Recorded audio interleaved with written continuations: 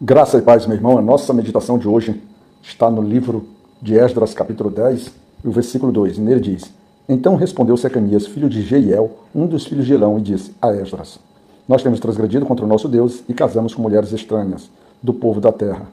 Mas no tocante a isso, ainda há esperança para Israel. Quando nós mergulhamos no devocional do dia anterior, que nós abordamos o capítulo 9 de Esdras, nós vimos que Esdras toma conhecimento que os filhos de Israel, eles continuam casando com filhas dos diversos povos ali que estavam ali na região. E são as pessoas que vieram do cativeiro, né?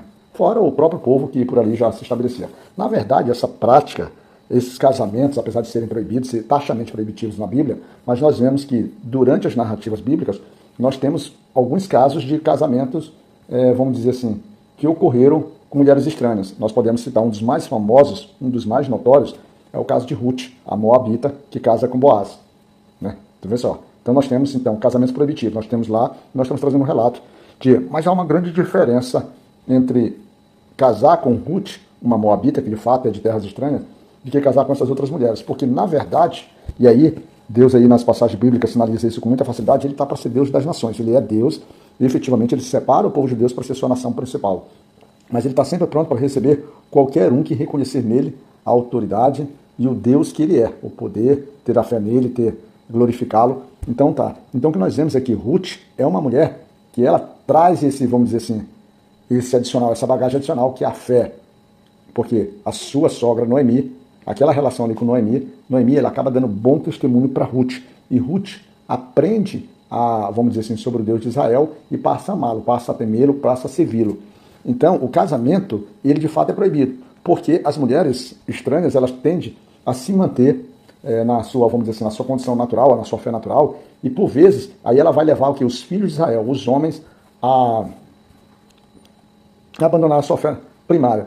Ontem mesmo, eu estava conversando com o irmão, a gente conversando sobre essa questão de homem e mulher, sobre sacerdote, sobre a força do homem, a responsabilidade do homem na condição da mulher na sua fé, e o que a gente vê que, numa prática geral, as mulheres hoje têm muito mais força sobre o homem do que o homem sobre a mulher. Nós temos diversos casos, mulheres que às vezes os casais estão em determinada igreja e quando a mulher rompe para uma outra igreja, o homem ele se vê literalmente obrigado a segui-la, porque além dele ter a responsabilidade de amá-la, e parece que hoje ele assumiu esse papel da manutenção do casamento, da sustentação do casamento.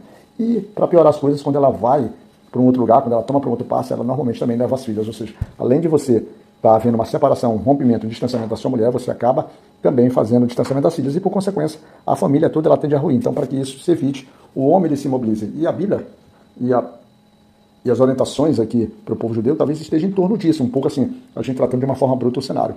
É que o homem ele tem menos forças de resistir a esse papel em relação à mulher. Mas, no caso de Boaz, o casamento, apesar de ser com uma mulher estranha, ele é um casamento abençoador, ou abençoado, né? Então, só para a gente poder fazer um paralelo. E aqui nós temos então um cenário que os homens judeus estão casando com essas mulheres estrangeiras e levaram o profeta, levaram o sacerdote, levaram o representante do rei a estar em um estado de desolação total.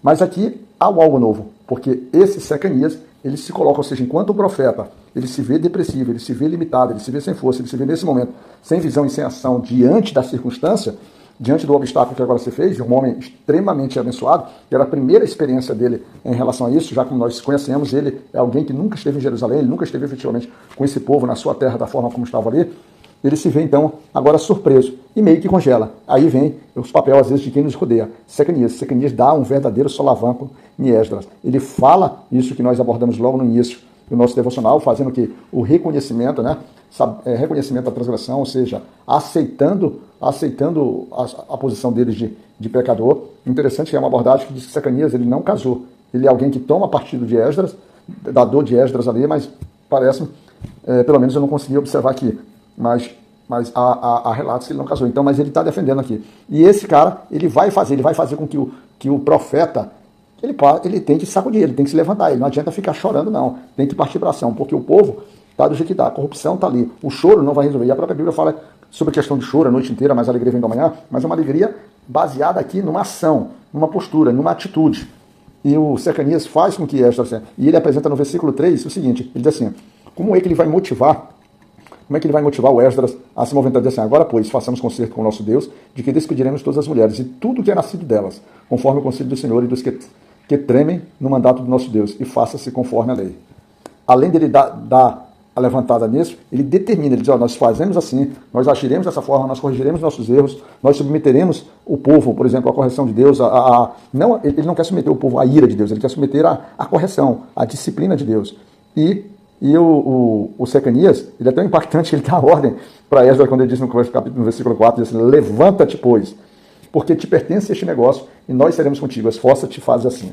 Agora, Esdras não está mais sozinho.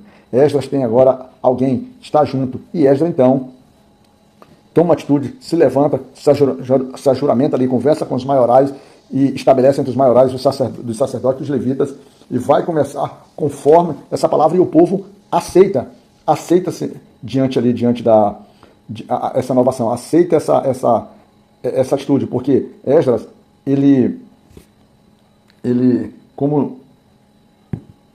já estava num processo de oração, estava num processo de jejum, e ele fortalece isso, porque a angústia dele, a transgressão do cativeiro, do povo do cativeiro, era real, era significativa e tal.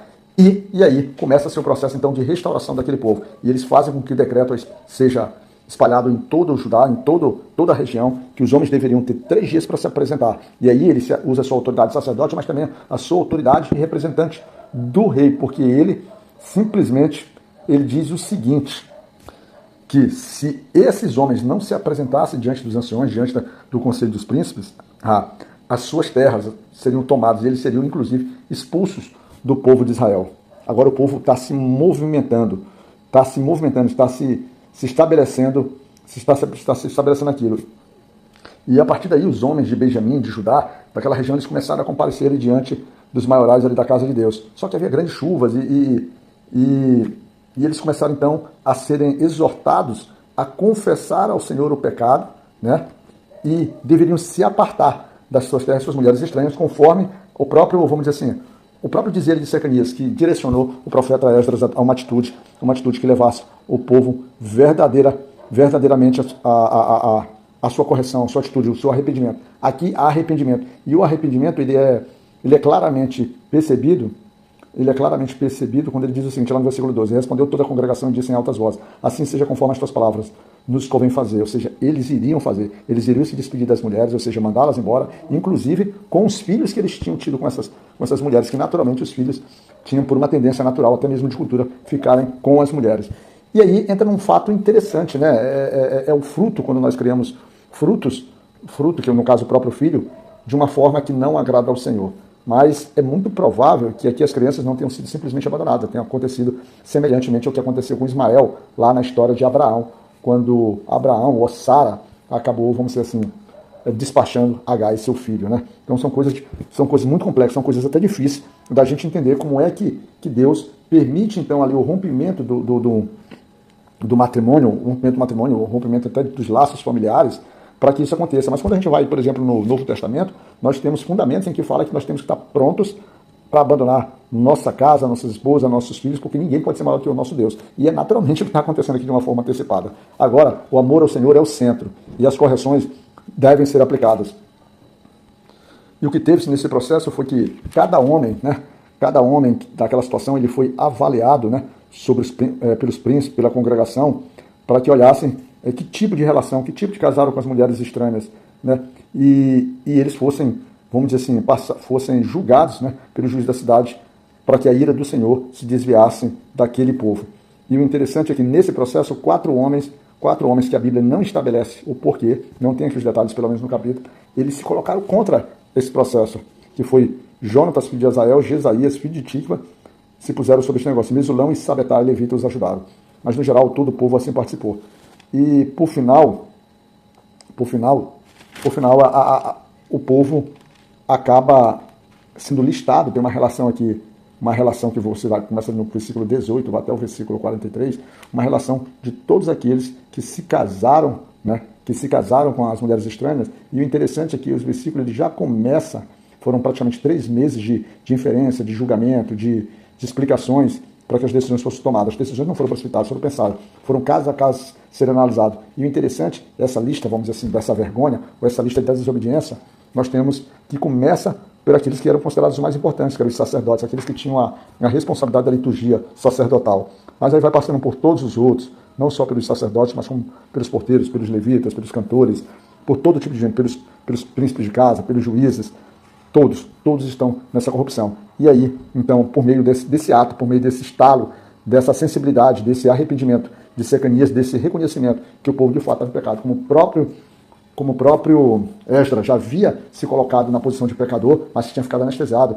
Esdras se levanta e eles conseguem restaurar, e eles conseguem fazer o que tinha que ser feito, mesmo que com grande custo. Às vezes, o grande pecado que nós tomamos exige grandes decisões e com grandes perdas, como é o caso que nós temos aqui. Mas agradar o Senhor é a grande recompensa em tudo isso, tá certo? Graça e paz, que Deus possa te abençoar e que no final Deus te cuide, né, meu irmão?